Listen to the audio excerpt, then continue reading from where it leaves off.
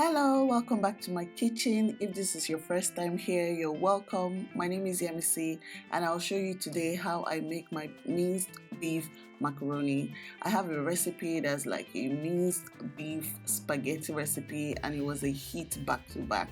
And this recipe is going to be equally as delicious, if not more. If you're interested, keep watching. Don't forget to click the like button. It lets me know what kind of recipes you want. And don't forget to subscribe if you're new so that you get all my recipes straight to your inbox. And turn on the notification icon.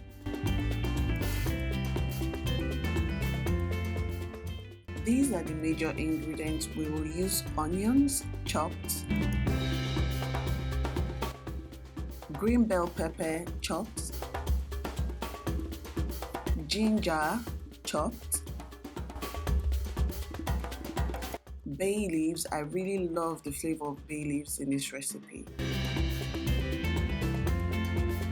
Tomato puree. This one has onion, pepper and tomato in the combination, and I love it because you don't need to add extra pepper, and even sometimes you don't need to add extra onion, but I love to add my onion, that's why.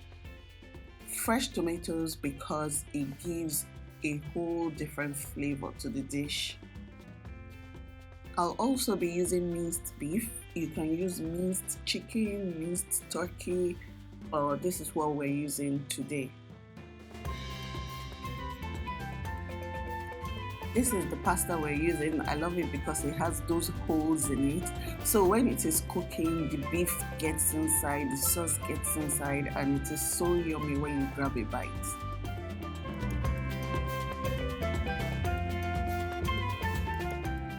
First things, I'm just going to dilute the tomato paste and I'm just adding a bit of water just to reduce the thickness. You can fry it as it is, but I just want it a bit diluted.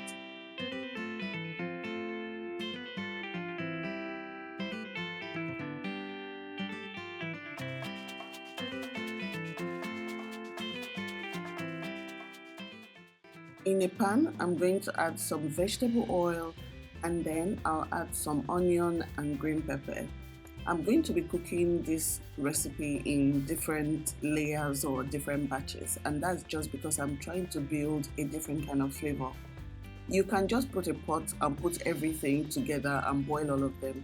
It will be nice, but it will not be as nice as what I'm about to show you. So you'll see that my processes are a bit different. After frying the green pepper and the onion, I'm going to add the minced beef.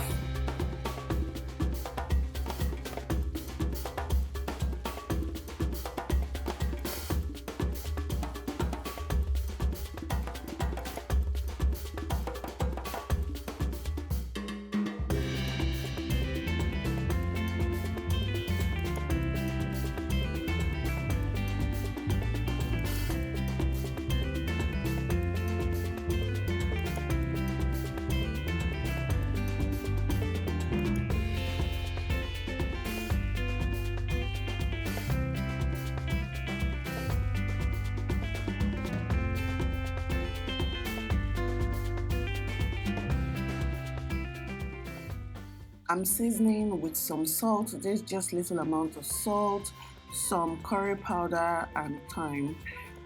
You will notice as I go along that I season at different stages, and that's just because we are still trying to build flavor.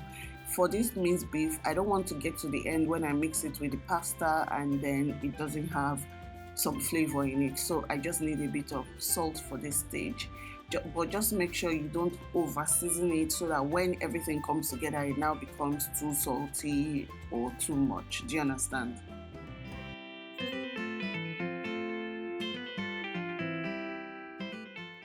You'll know the minced beef is cooked when it goes brown all through, when you can't see any more pink parts.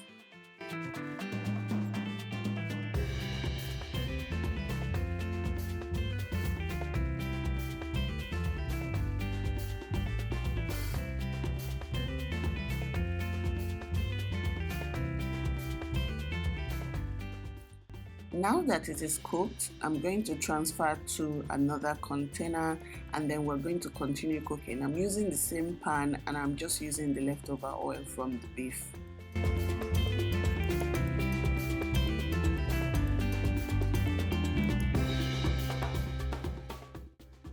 For this second stage, I'm adding some onion and I'm also going to add some green pepper.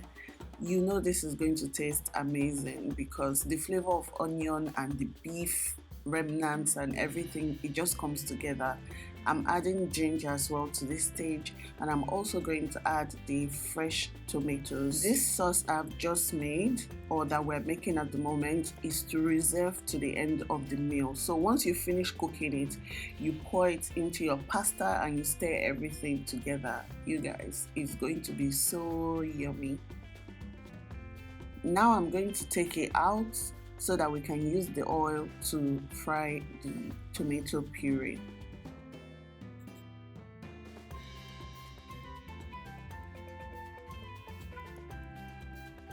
Next, I'm going to transfer the tomato puree to the pan. Do you know how many layers of flavor are in that pan right now? It is so good. So we're going to fry this tomato puree till it is cooked. This particular brand does not take long to cook. It takes about 7 minutes to finish cooking.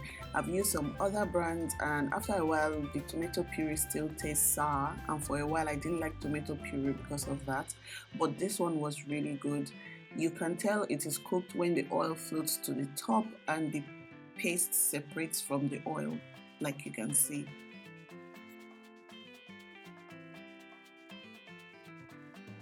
While that is cooking, I'm going to boil the pasta at this stage. So I'm just filling the pot with water. Most pastas have cooking instructions on the pack, so you can look at it. For some it says 7 minutes, for some it's 10 minutes, for some it's 5 minutes. So I'm going to cook this pasta according to the package instructions. So look at the package instruction of your pasta. I'll be adding some salt and I'll just stir it together and cover and allow to cook. When it is almost done, I'm going to transfer it to a sieve. I need the pasta water for this recipe, so I'm not going to discard it. So I'm just pouring it in a sieve and leaving the water in a bowl. Next, I'll assemble everything. So I'll start by transferring the tomato puree and then add pasta. I add my pasta bit by bit so that the sauce is enough for the pasta. Very, very important. The food will not taste the same if the sauce is too much or too little, so you just add gradually.